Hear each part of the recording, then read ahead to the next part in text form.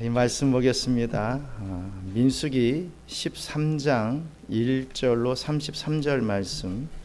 민수기 13장 1절로 33절 말씀 중에 30절로 33절 말씀 함께 한 목소리로 우리 봉독하겠습니다. 갈렙이 모세 앞에서 백성을 조용하게 하고 이르되 우리가 곧 올라가서 그 땅을 취하자 능히 이기리라 하나 그와 함께 올라갔던 사람들은 이르되 우리는 능히 올라가서 그 백성을 치지 못하리라.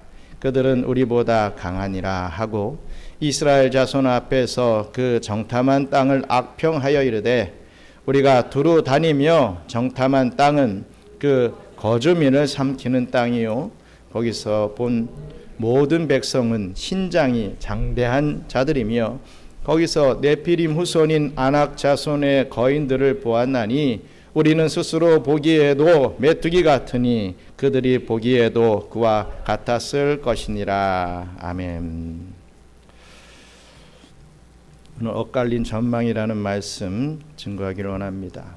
우리가 이 광야길을 걷다 보면 때로는 원망과 불평 또 심지어는 지도력에 대한 반역의 문제에 부딪히곤 합니다. 이스라엘 백성들도 마찬가지였습니다. 광야 행진은 시작부터가 순탄치 않았죠. 하지만 우여곡절 끝에 마침내 가나안 땅의 문턱인 이 바란 광야에 도착했습니다. 신명기 기록에 따르면 시내산에서 이 바란 광야까지 10하루길이 걸렸다라고 했습니다. 결코 쉬운 그런 길이 아니었습니다. 민수기 13장 26절은 이곳에 좀 더 자세한 지명을 바란 광야 이 가데스라고 밝히고 있습니다. 이 가데스는 바란 광야 북쪽에 위치한 오아시스 지역으로 이 가나안 땅 최남단 브엘세바와 약 80km 정도 떨어져 있죠. 이스라엘 백성들은 어쨌든 이 가데스 바네아에서 서서 멀리 보이는 이 가나안 땅을 눈앞에 두게 되었습니다. 이에 이스라엘은 12명의 정탐꾼을 보내어 가나안 땅을 면밀히 살펴보게 합니다.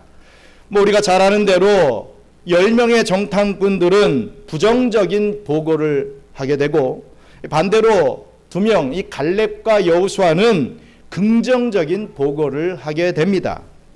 이렇게 엇갈린 보고가 나오게 되었던 것이죠. 똑같은 것을 보고 똑같은 것을 경험하고 똑같은 것을 느꼈는데 완전히 다른 결과가 이 보고가 나오게 되었던 것입니다.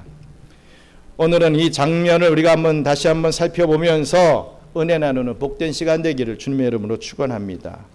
먼저 첫째로 하나님의 허락으로 시작된 가나안 정탐이라고 하는 점입니다.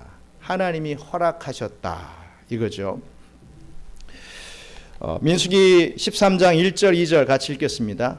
여호와께서 모세에게 말씀하여 이르시되 사람을 보내어 내가 이스라엘 자손에게 주는 가나안 땅을 정탐하게 하되 그들의 조상 가문 각 지파 중에서 지휘관 된 자 한 사람씩 보내라. 아멘. 그런데 이 말씀만 보면요, 하나님이 정탐꾼을 보낼 것을 명령하신 것처럼 보입니다. 그리고 모세와 이 백성들은 하나님의 명령에 그냥 순종한 것처럼 보이는 거죠. 그러나 모세의 회고 설교가 기록된 신명기에는 이 정탐 전에 일어났던 일이 상세하게 기록되어 있습니다. 38년이 지난 후에 모세가 이 사건을 회고하는 장면이 신명기 1장에 나타나고 있는데 우리 20절, 21절 함께 읽겠습니다. 내가 너희에게 이르기를 우리 하나님 여호와께서 우리에게 주신 아모리 족속의 산지에 너희가 이르렀나니 너희 하나님 여호와께서 이 땅을 너희 앞에 두셨은즉 너희 조상의 하나님 여호와께서 너희에게 이르신 대로 올라가서 차지하라. 두려워하지 말라. 주저하지 말라 한즉. 그렇습니다. 원래 하나님은 이 가데스 바네아에서 즉시 군대가 진격해서 가나안 땅을 차지하라고 명령하셨던 것입니다. 이게 원본입니다. 이게 원 팩트죠. 두려움하지 말고 주저하지 말고 올라가라. 이게 하나님의 첫 번째 명령이었던 것입니다. 실제로 이 땅은 전능하신 하나님이 주시겠다고 약속하신 땅이기에 올라가면 차지할 수밖에 없는 땅이었습니다. 그러나 그 다음 말씀을 우리가 살펴보기를 원합니다. 신명기 1장 22절 함께 읽겠습니다. 너희가 다 내 앞으로 나와 말하기를 우리가 사람을 우리보다 먼저 보내어 우리를 위하여 그 땅을 정탐하고 어느 길로 올라가야 할 것과 어느 소금으로 들어가야 할 것을 우리에게 알리게 하자 하기에. 아멘. 여러분, 이 말씀을 보면 이스라엘 백성들은 이 머뭇거리는 것을 보게 됩니다. 그래서 백성들이 이 모세에게 나와 즉시 가지 말고 그 땅을 이 정탐해 본 후에 우리 들어갑시다. 다 좋은 게 좋은 거라고 그냥 막 들어가면 뭔가 갑자기 뭐가 나타날 수도 있고 뭐 어떻게 우리가 될지도 모르니까 한번 정탐꾼을 먼저 보내보고 좋을 것 같으면 우리 들어갑시다. 굉장히 이성적이고 합리적인 그러한 이 요구를 했던 것입니다. 정탐을 한번 해봐야 어느 길로 올라가야 할지 어느 성읍을 먼저 공격해 들어가야 할지 알 수 있지 않겠느냐며 꽤 그럴듯한 주장을 했던 것입니다. 아니 왜 여러분 이 백성들은 이런 건의를 한 것이겠습니까? 그것은 바로 정말 중요한 문제는요, 핵심은요, 그들의 마음에 은근한 두려움이 자리 잡았기 때문입니다. 처음에는 갈 수 있다 하고 왔으면서도 바로 앞에 보니까 야 이거 될까? 안 되는 거 아니야? 이런 두려움이 갑자기 싹 자리 잡았던 것이지요. 그냥 올라갔다가 무슨 일이 생기는 것은 아닌가? 아니 이렇게 중요한 일을 이렇게 쉽게 진행해도 과연 괜찮을까? 뭔가 불안한데 이런 마음이 생긴 거예요. 사실 이런 생각은 자연스럽고 또 큰일을 앞두고 철저히 준비하는 것, 어떻게 보면 당연한 생각입니다. 이런 생각까지 죄라고 하기는 어려울 것입니다. 그러기에 오늘 본문 민수기 13장 1절 2절에서 우리 하나님은 이러한 건의를 받아주시고 허락을 해주신 것입니다. 하나님이 처음부터 그래 정탐꾼을 보내라 한 게 아니라 이런 건의를 받고 그래 알겠다 허락하마 이렇게 된 것이지요. 그래서 하나님의 허락하에 각 지파별로 지도자 한 명씩을 세워서 12명의 정탐꾼을 가나안 땅으로 보내게 된 것임을 알아야 할 것입니다. 또 우리 둘째로 눈으로 확인한 가나안 땅과 현실의 장벽이 있었다는 것이죠. 눈으로 본 가나안 땅은 풍성하고 젖과 꿀이 흐르는 땅 맞았습니다. 하지만 현실적으로 장벽이 있었다. 가나안 거민들, 엄청난 성읍들, 너무나도 우리가 정복하기 힘든 현실이었다. 이것을 보게 되었다는 것이지요. 40일 동안 12 정탐꾼들은 흰 광야와 네겝 지역 그리고 헤브론과 에스골 골짜기 등 이 가나안 땅을 다 두루두루 살피고 돌아왔습니다. 우리 민수기 13장 25절로 27절 같이 읽겠습니다. 40일 동안 땅을 정탐하기를 마치고 돌아와 바란 광야 가데스에 이르러 모세와 아론과 이스라엘 자손의 온 회중에게 나와 그들에게 보고하고 그 땅의 과일을 보이고 모세에게 말하여 이르되 당신이 우리를 보낸 땅의 간즉 과연 그 땅에 젖과 꿀이 흐르는데 이것은 그 땅의 과일이니이다. 보십시오. 정탐꾼들이 보고를 하기를 과연 그 땅에 젖과 꿀이 흐르더이다 라고 했습니다. 그렇습니다. 하나님은 처음부터 모세를 소명하시고 사명을 주실 때 그 땅에 대해서 분명히 이렇게 약속을 해 주신 것을 기억합니다. 출애굽기 3장 8절도 있습니다. 내가 내려가서 그들을 애굽인의 손에서 건져내고 그들을 그 땅에서 인도하여 아름답고 광대한 땅, 젖과 꿀이 흐르는 땅, 곧 가나안 족속, 헷 족속, 아모리 족속, 브리스 족속, 히위 족속, 여부스 족속의 지방에 데려가려 하노라. 아멘. 가나안 땅은 젖과 꿀이 흐르는 땅이라고, 내가 허락할 그 땅은 젖과 꿀이 흐르는 땅이라고 분명히 하나님께서는 말씀을 해주셨습니다. 실제로 가서 확인해 보니까 에스골 골짜기에서 배운 포도송이가 어찌나도 큰지요. 장정 둘이 어깨에 메고 와야 할 정도로 풍성한 소출의 땅이었던 것입니다. 제가 신학대학원 때 그 가나안 땅을 성지 탐사한 적이 있었는데, 그 가나안 땅 주변 지역은 다 사막입니다. 광야죠. 근데 정말 놀랍게도 요단강을 건너가니까 그 땅이 얼마나 많은 소출이 있었는지 참으로 놀라웠습니다. 정말 사막 지역과 이 가나안 지역은 확연하게 달랐던 거지요. 그것을 보았던 모세와 이스라엘 백성들의 마음, 얼마나 좋고 설렜을까요? 이야, 됐구나. 이야, 저 땅에만 들어가면 이제 끝났다. 이제 나의 삶은 이 탄탄대로다. 알고 오기를 잘했구나. 이런 생각 들었지 않겠습니까? 정탐꾼들은 이 하나님의 약속을 본인의 눈으로 확인했던 것입니다. 그러나 여기 28절에 이 그러나라고 하는 이 단어가 참 중요하죠. 그래 젖과 꿀이 흐르더라 하고서 그러나 완전히 반전이 일어납니다. 이 정탐꾼들은 그 땅의 아름다움만 보지 않았다는 거죠. 다른 것도 봤다는 것입니다. 민수기 13장 28절 29절 같이 읽겠습니다.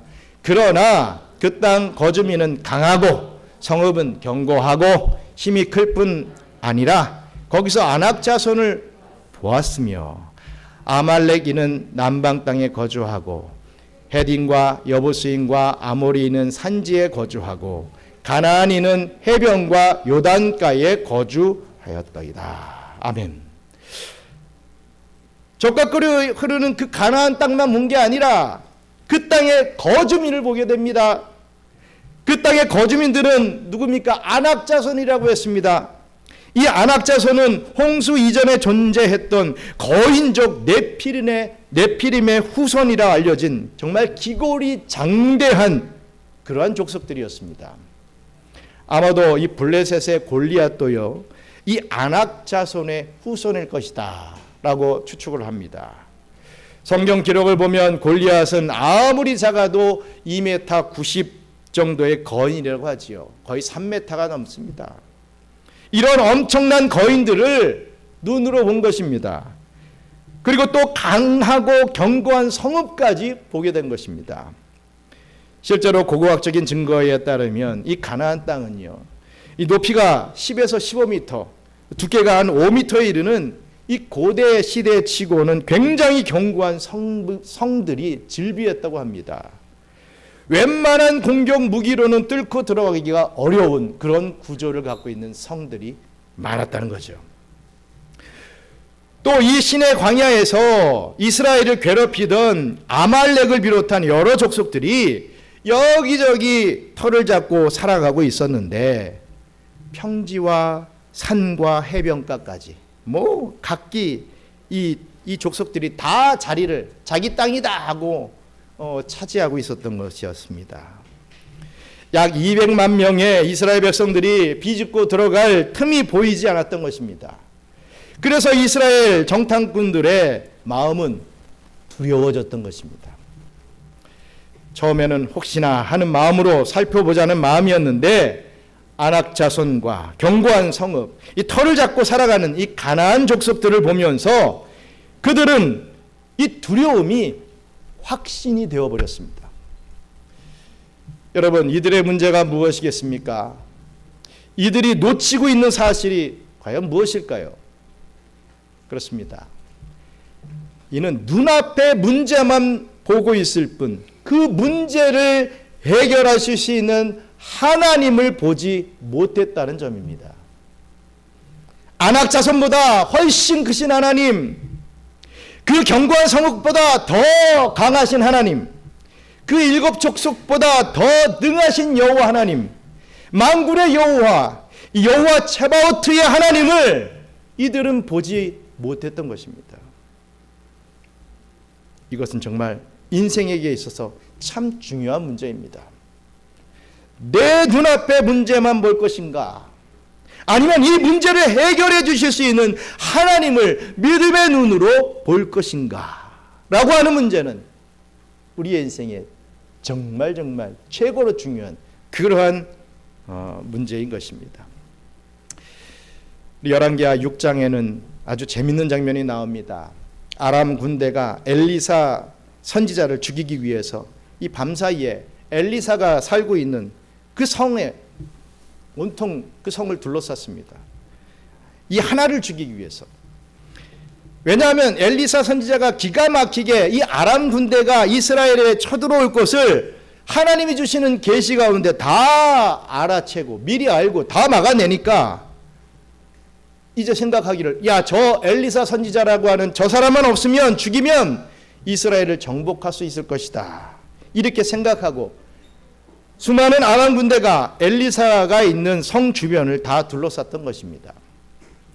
그래서 이 다음 날 엘리사의 종 게하시가 새벽에 또 나가 보니까 이 수백 명의 이 아람 군대가 이 자신들이 사는 이 성을 에워싸는 것을 보고 엘리사 선지자에게 가서 큰일 났다 하면서 난리를 칩니다.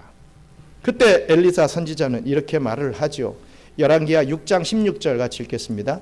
대답하되 두려워하지 말라. 우리와 함께한 자가 그들과 함께한 자보다 많으니라 하고, 이 말을 듣고 게하시는 눈을 씻고 다시 한번 쳐다봅니다. 하지만 엘리사와 함께하는 군대를 볼 수가 없었습니다. 그러자 게하시는 누가 우리와 함께한다는 말씀입니까? 뭘 잘못 먹었습니까? 뭘 헛거를 봅니까? 이게 뭡니까? 이제 다 죽게 생겼습니다. 이렇게 물었습니다. 그랬더니 엘리사는 이렇게 기도하죠. 우리 열왕기하 6장 17절 같이 읽겠습니다. 기도하여 이르되 여호와여 원하건대 그의 눈을 열어서 보게 하옵소서 하니 여호와께서 그 청년의 눈을 여심해 그가 보니 불말과 불병거가 산에 가득하여 엘리사를 둘렀더라. 아멘.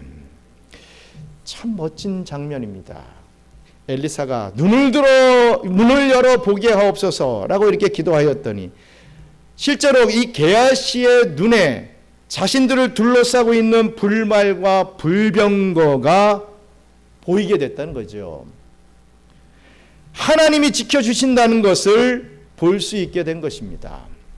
그렇습니다. 우리는 현신의 눈으로만 세상을 바라보는 자들이 되어서는 안 되겠습니다. 적어도 믿는다고 한다면, 믿는 자라고 한다면 맨 현실적인 것만 보고 그것만 깨닫고 그것만 이해하고 이게 다다, 내가 아는 게 다야, 이건 아니라는 것이지요. 현실만 보면요, 우리는 여러분 낙심할 수밖에 없습니다. 우리에게 닥쳐있는 문제를 보면 정말 절망할 수밖에 없습니다. 우리는 믿음의 눈으로 우리와 함께 하시는 하나님, 우리를 지켜주시는 하나님, 우리에게 승리를 주시는 그 하나님을 볼 수 있어야 되는 것입니다. 이러한 육신의 눈으로 세상을, 문제를 계속해서 보려고 하지 말고 영안을 달라고 기도하시며 영안이 좀 떠져서 지켜주시는 하나님의 능력의 손을 믿고 의지하시는 저와 우리 경영의 성도님들이 되시기를 간절히 바랍니다. 끝으로 극명하게 엇갈린 두 가지 전망이 가져온 결과입니다. 그나마 다행으로 믿음으로 보는 자가 정탐꾼들 중에 있었습니다. 정탐꾼 몇 명이었죠? 전체 정탐꾼이 몇 명이었죠? 몇 명입니까? 12명이 갔죠. 12지파에 한 명씩 보내서 12명이 갔는데 그 중에서 몇 명이 절망적인 보고를 하지 않았을까요? 2명이었지요. 그 2명의 이름 혹시 기억하십니까? 바로 여호수아와 갈렙이었습니다. 10사람이 부정적인 것을 보고하자 갈렙은 이렇게 말합니다. 우리 민수기 13장 30절 같이 읽겠습니다. 갈렙이 모세 앞에서 백성을 조용하게 하고 이르되 우리가 곧 올라가서 그 땅을 취하자 능히 이기리라 하나. 그렇습니다. 갈렙이 이렇게 말한 것이죠. 우리가 바로 즉시 올라가 그 땅을 차지하자 능히 이기리라. 하나님이 그렇게 말씀하시지 않았느냐. 즉시 가자. 괜찮다. 내가 앞장서겠다. 가자. 이렇게 말한 것입니다. 갈렙은 아무리 아낙 자손이 강해도, 아무리 성읍이 견고해도, 아무리 각 족속이 뭐 산이나 강이나 뭐 바다나 다 털을 꽉꽉 잡고 있어도 승리할 수 있음을 확신했습니다. 그렇다면 갈렙은 무슨 근거로 그런 낙관적인 전망을 했을까요? 이스라엘에 아낙 자손 같은 뭐 군사가 있었기 때문이겠습니까? 난공불락의 성을 뚫고 나갈 수 있는 강력한 무기가 있기 때문일까요? 잘 아시다시피 이스라엘에는 아무것도 없었습니다. 뭐 430년을 뭐 이 노예 생활을 하던 이스라엘이 무슨 무기와 무슨 군사력을 갖췄겠습니까? 아무것도 없었습니다. 그렇다면 무슨 수로 싸워 이깁니까? 갈렙이 뭐 소위 적극적인 사고, 뭐 긍정적인 사고, 요즘 사람들이 이런 거 너무 좋아하는데 그런 거를 가진 사람이기 때문에 이런 주장을 했겠습니까? 우리는 하나님을 믿으니까 다 잘 될 거야. 걱정하지 마. 이런 무슨 무한 긍정의 심리를 이 갈렙이 가지고 있었기 때문에 이런 주장을 할 수 있었을까요? 많은 목사님들이 이렇게 말씀을 많이 하십니다. 적극적인 사고, 정말 긍정적인 사고를 하면 좋은 일만 일어날 거야. 적극적으로 일을 하면 결국은 좋은 결과가 나타난다. 이렇게 설교를 하죠. 우리는 하나님을 믿으니 다 잘 될 거야. 이렇게 갈렙이 믿었기 때문에, 즉 이렇게 긍정적인 심리를 가지고 있었기 때문에 갈렙은 정말 훌륭한 사람이었다. 이렇게 설교하시는 분들이 꽤 많습니다. 대표적으로 로버트 슐러 목사님이 그렇죠. 조엘 오스틴과 같은 그 목사님들이 이런 가르침을 줍니다. 긍정적인 사고를 가지고 기도하면 너의 기도를 다 들어주실 거야. 엄청 막 위로를 받고 힘을 갖게 되죠. 그래서 오늘날 교회 안에는 믿는 대로 된다, 긍정적으로 생각하면 모든 일이 다 잘 된다라는 식의 가르침이 마치 복음인 양 자리를 잡고 있습니다. 내가 기도했으니까 될 거야. 내가 기도해 줄게. 내가 중보해 줄게. 다 문제 해결될 거야. 걱정하지 마. 내가 기도했더니 내가 기도하니까 다 잘 된다? 맞는 얘기입니까? 과연 정말 그렇습니까? 우리는 잘 될 거야 라고 믿으면 정말 잘 되던가요? 믿습니다 라고 하면 무조건 믿음으로 나아가면 안 되는 일도 다 됩니까? 정말 우리가 안 믿어서 문제가 있는 것입니까? 아닙니다. 믿어도 해결되지 않는 일이 있습니다.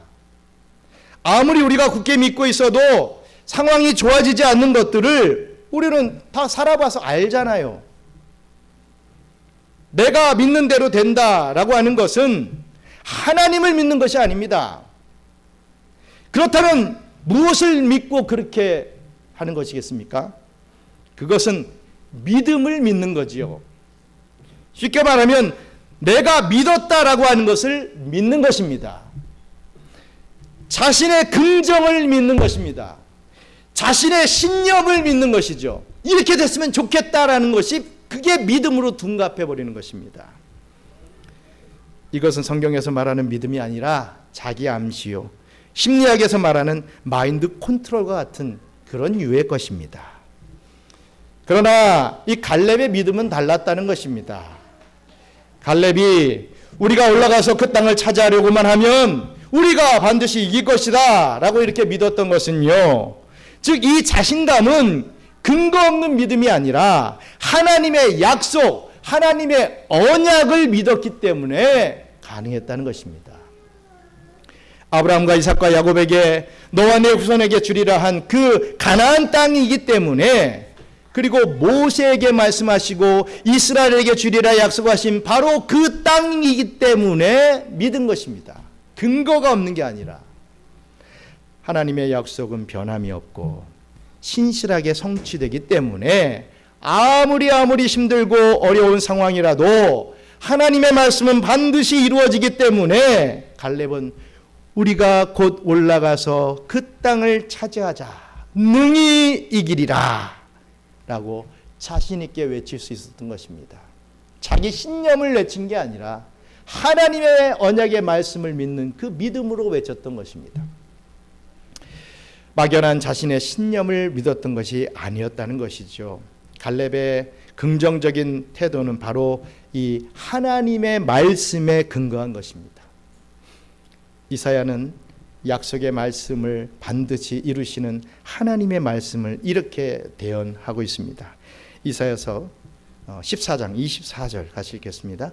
만군의 여호와께서 맹세하여 이르시되 내가 생각한 것이 반드시 되며 내가 경영한 것을 반드시 이루리라. 앞으로 되어질 일, 즉 너희들은 포로로 끌려갔다가 반드시 다시 돌아오게 될 것이다. 너희들이 수치를 당하겠지만 내가 메시아를 보내주어서 너희들의 구원을 성취시켜 줄 것이다 라는 이 언약이 반드시 이루어질 것이다 라고 하나님이 당신의 말씀을 이렇게 확언해 주셨던 것입니다. 여러분, 우리가 예수를 믿는다는 것, 우리가 예수님을 믿는다는 것, 그것은 무엇입니까? 바로 이 하나님의 언약의 말씀을 믿는 것입니다. 그래서 약속된 이 말씀이 우리의 미래를 가르쳐 주죠. 우리의 삶은 모든 것이 합력하여 선을 이루게 됩니다. 지금 나에게 당장은 안 좋은 일이라 할지라도 반드시 나의 구원의 문제에 있어서 우리 하나님께서는 선하게 다 사용하신다. 그렇기 때문에 우리 안에 지금 당하고 있는 어떤 우울함과 어떤 고통과 어떤 문제를 원망하고 불평할 필요가 없는 것입니다. 그것마저도 다 하나님이 우리를 구원의 길로 나가게 하시기 위한 방편이라는 것이죠. 얼마나 감사한 것입니까? 그래서 우리의 삶에 무슨 일이 일어나건 간에 그것은 우리의 구원의 보탬이 되고 우리의 성화에 도움이 되는 일들임을 믿으시길 바랍니다. 그렇다면 우리의 삶의 모든 과정과 결과는 축복이요 구원인 것이죠.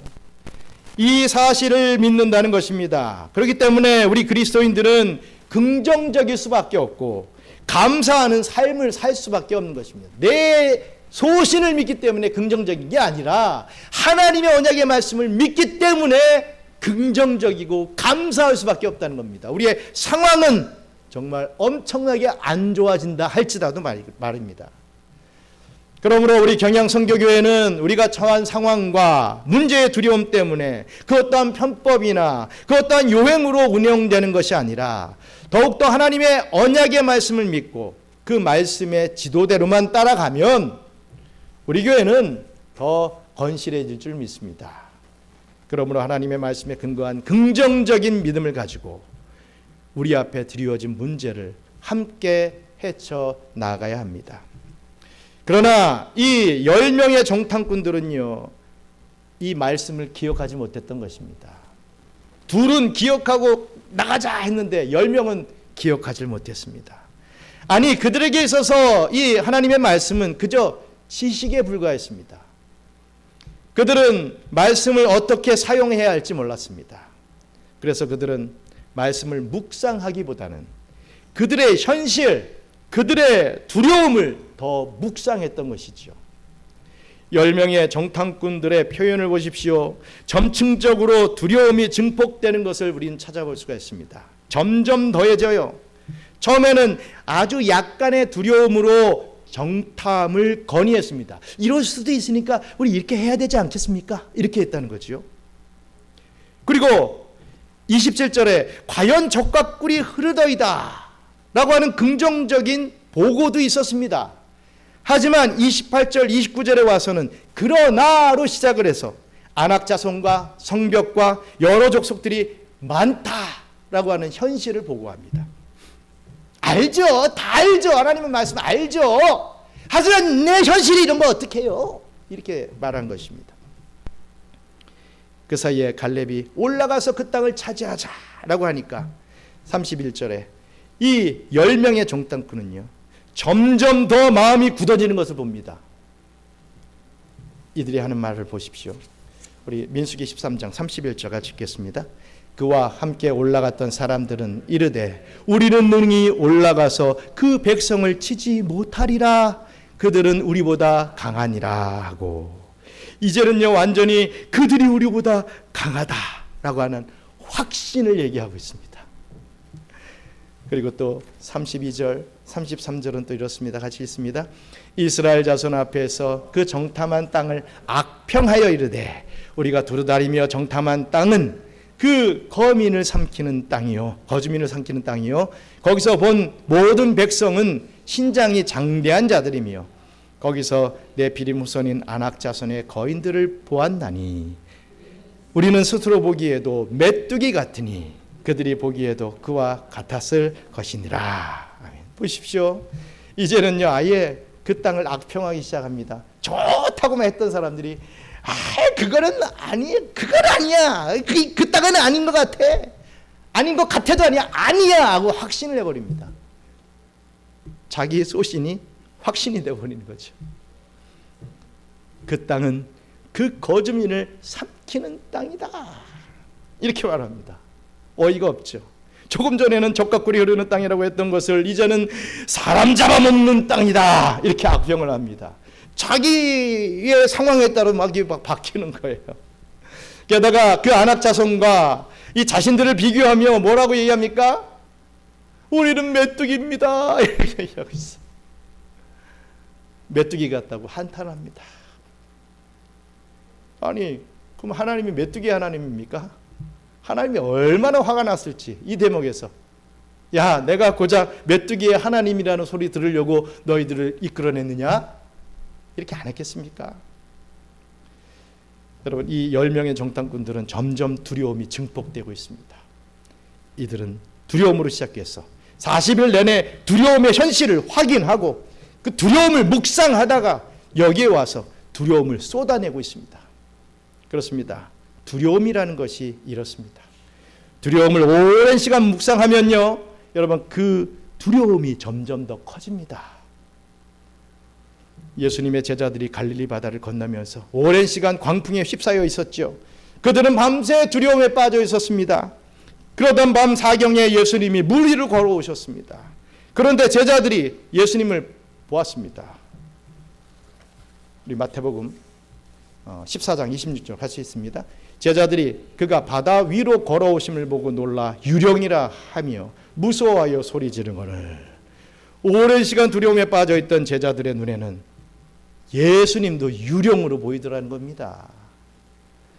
마치 어떤 사람이 시험을 앞두고 밤새 잠도 못 자고 불안에 떨다가 막상 시험장에 가서 시험 문제를 보니까 갑자기 아무것도 생각이 안 나는 것과 비슷한 것이죠.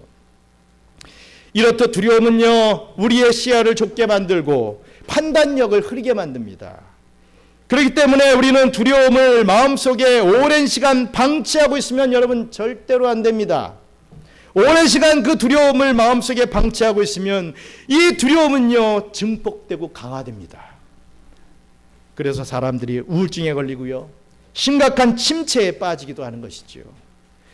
그런데 우리는 두려움을 어떻게 벗어버릴 수 있겠습니까? 두려움이 자꾸 우리 마음속에 찾아오는 걸 우리가 도대체 어떻게 막아낼 수 있겠느냐는 것이죠. 이 두려움이 우리의 마음을 지배하지 못하게 하고 또 하나님 말씀이 우리의 마음을 지배하도록 우리는 하나님의 말씀을 묵상해야 됩니다. 그 문제, 그 두려움을 묵상하는 게 아니라 그때마다 하나님의 말씀을 묵상해야 되는 것이에요. 시편 1편에서 왜 복 있는 사람은 그 말씀을 주야로 묵상하는 자로다 라고 했겠습니까? 하나님의 말씀을 많은 시간 묵상하는 사람에게는 하나님이 크게 보입니다. 이 두려움은 점점 사라지기 때문에 하나님이 크게 느껴지고, 반대로 두려움을 오래 묵상하는 사람은 그 두려움이 더 커집니다. 분명한 것은 사람은 자신이 오랜 시간 묵상하는 것을 크게 보게 되기 마련입니다. 정확히 비례하죠. 주식을 크게 보는 사람은 주식이 크게 보입니다. 물질, 어떤 문제, 어려움, 그게 막 커지는 거예요. 그렇다면 우리는 하나님을 주야로 묵상해야 되지 않겠습니까? 그럴 때 우리에게 하나님이 크게 보이게 되는 것이죠. 두려움을 묵상하지 마십시오. 마귀는요, 우리에게 두려움을 계속해서 던져줍니다. 내가 얻고 싶은 것을 얻지 못할까 봐, 내가 쥐고 있는 것을 혹시 잃게 되지는 않을까 봐, 인간관계에서는 상대의 어떤 거절로 인해서 상처받게 되지 않을까 봐 우리는 두려워합니다. 현실을 보면 앞으로 내 삶은 도대체 어떻게 될 것인지, 내 취직은, 내 결혼 문제는, 내가 소망하는 아파트는 언제 살 수 있을까? 어떻게 되는 것인지, 내가 도대체 평생에 아파트 한 채는 좀 살 수 있을까? 내가 어떻게 좀 대학이라도 좀 들어갈 수 있을까? 여러분, 이거 두려워하지 마십시오. 우리 예수님께서 두려움에 빠진 제자들을 향하여 물 위로 걸어오시면서 어떤 말씀을 하십니까? 우리 마태복음 14장 27절 같이 읽겠습니다. 예수께서 즉시 이르시되 안심하라, 나니 두려워하지 말라. 우리 주님의 말씀입니다. 나니, 에고 에이미, 신적 표현이죠. 내가 하나님이니, 하나님인 내가 너희에게 가고 있으니, 너희는 구원자인 나와 함께 하고 있으니 두려워하지 말라고 말씀하십니다. 그렇습니다. 우리 예수님께서 우리와 함께 하심을 믿으시길 바랍니다. 예수님께서 우리를 사망의 권세에서 구원하시려 십자가에서 우리의 모든 저주를 해결해 주셨습니다. 그래서 하나님은 우리와 늘 항상 함께 하시고 우리를 도우시며 우리를 승리의 자리까지 인도해 주십니다. 그러므로 잠깐 불어오는 바람에 두려워하지 마시기 바랍니다. 마치 배를 타고 거친 파도를 만났을 때 당장은 위협적으로 느껴지지만 시간이 지나고 보면 아무것도 아닌 것처럼 말입니다. 지금까지 여러분들의 삶에 풍파가 얼마나 많았습니까? 어떤 사람은 질병으로, 어떤 사람은 물질로, 자녀 문제가 왜 이렇게 나에게 파도가 됩니까? 저 사람을 상대하지 않고 싶은데 저 사람이 나의 파도입니다. 폭풍입니다. 여러분, 어찌됐든 그런 풍파가 있음에도 불구하고 다 밥 잘 먹고 지금 잘 살고 계시지 않습니까? 시간이 지나면 우리가 그때 그랬었지 하며 웃으며 이야기할 날이 여러분 반드시 옵니다. 여러분, 우리 주님의 음성에 귀를 기울이십시오. 내가 너희에게 세상이 줄 수 없는 평안을 주노라 라고 하신 그 말씀을 묵상하시기를 바랍니다. 성도 여러분, 오늘 본문은 결국 무엇을 믿을 것인가의 문제를 우리에게 던져줍니다. 하나님을 믿을 것인가, 아니면 현실의 문제를 믿을 것인가, 바로 이 문제입니다. 두려움이라고 하는 것은 현실의 문제를 믿는 것입니다. 저 문제 때문에 내가 어려움을 당할 것이라고 믿을 때 여러분, 두려움은 더 찾아옵니다. 많이 걱정하는 사람들이 있죠. 그 걱정이 덜어질 것 같습니까? 걱정하면 더 커집니다. 눈덩이 같이 커집니다. 어떻게 할 수가 없죠. 그러다가 주님밖에 없습니다. 물론 이렇게 회개하고 나오지만 자꾸만 두려움을 키워가는 그런 모습을 보여주는 것이지요. 우리는 많은 경우에 문제가 아직 현실화되지도 않았는데 그렇게 되리라 믿어버리는 그러한 과오를 저지를 때가 많습니다. 10명의 정탐꾼들은 한번 싸워보지도 않았습니다. 싸워보고 그런 얘기를 하면 모르겠는데 싸워보지도 않았습니다. 그러나 우리는 저들을 이길 수 있고 우리는 저들에게 비하면 메뚜기라고 굳게 믿고 있는 것입니다. 하여튼 그것도 믿음이죠. 자기 신념, 자기 어떤 시야의 믿음이죠. 성도 여러분, 이 두려움을 믿지 마십시오. 여러분 눈앞에 보이는 현실의 문제를 제발 믿지 마십시오. 그 현실의 문제와 두려움을 묵상하지 마십시오. 그럴 시간에 크신 하나님을 묵상하십시오.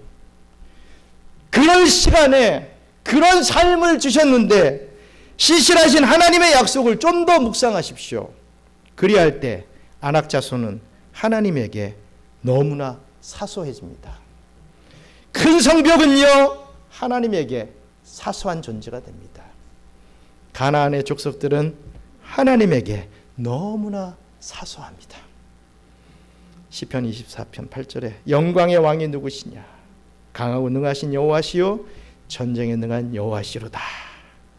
여러분, 이 하나님이 언약 백성의 하나님, 저와 여러분의 하나님 되심을 기억하시며 우리에게 닥쳐오는 모든 문제에서 승리하게 되시는 저와 우리 경양의 성도님들 되시기를 주님의 이름으로 간절히 축원합니다. 우리 기도하겠습니다. 여러분, 각기 참 어려움들 많지요. 경제적인 것, 자녀 문제, 인간적인 문제들, 그런 문제가 우리 앞에 있지요. 경험했던 것도 있고 지금 엄청나게 마음 아파서 쓰려가지고 하시는 분들도 있을 것입니다. 하지만 오늘 말씀의 키포인트는요, 제발 그 문제를 묵상하고 그 문제를 두려워하는 것을 묵상하지 말라는 것입니다. 그럴 때 더 하나님을 묵상하십시오. 그냥 하나님 이렇게 생각만 하지 마시고 하나님의 말씀을 좀 읽고, 많이 읽는 것 물론 좋지만 그것보다도 몇 구절을 읽고라도 그것이 마음에 뭔가 은혜가 있으면 그거를 곱씹어서 묵상을 하라는 겁니다. 그냥 읽는 것과 묵상은 다릅니다. 하나님이, 성령님께서 나에게 무슨 말씀을 해주시는지를 깨닫게 되는 게 묵상입니다. 여러분, 하나님을 묵상할 수 있게 해달라고. 그래서 정말 하나님의 은혜로 이 문제가 사소해지고 승리할 수 있는, 아니 이 문제에 지금 내가 졌다 할지라도 이것이 나의 그냥 완전한 패배가 아니라 정말 승리하게 하시기 위한 하나님의 이런 방편임을, 그것까지는 믿고 우리가 또 일어설 수 있는 그런 힘 달라고, 하나님 묵상할 수 있게 해달라고 우리 함께 기도하겠습니다. 감사합니다. 하나님을 묵상하기를 원합니다. 왜 이렇게 우리의 문제, 어떤 이 상황, 나의 건강, 내 물질, 나를 괴롭히는 사람들, 나와 참 대하기 힘든 그러한 사람들을 묵상을 합니까? 아버지 하나님, 그 모든 관계와 모든 것을 해결해 주시는 우리 하나님을 바라보고 하나님의 말씀을 묵상할 수 있게 도와주시어서 아버지 하나님, 그 문제가 되지 않는 그러한 저희들의 신앙의 삶이 될 수 있도록 역사해 주시옵소서. 우리 문제만 바라보고 문제에 얽혀 있다 보면 그 문제가 문제를 또 낳고, 그 문제가 또 사람 간의 오해를 낳고, 그 문제가 물질에 손해를 보게 하고, 그 문제가 자꾸만 나를 억누르는 것을 체험하게 됩니다. 아버지 하나님, 오늘 이후로 정말 그럴 때마다 문제 보지 말고 하나님을 묵상할 수 있는 우리 경양선교교회 성도들 다 될 수 있게 축복해 주시옵소서. 감사합니다. 하나님, 우리 경양선교교회 성도들 오늘 이후로 어떤 상황이나 어떤 문제들 앞에서 자꾸만 그것을 두려워하고 묵상하는 어리석음을 범치 않게 하시고, 아버지 하나님, 정말 하나님의 말씀을, 하나님의 은혜를 묵상하며 그 어떤 상황, 그 어떤 문제도 다 우리 하나님께 붙들려 승리할 수 있도록 은혜를 더하여 주시옵소서.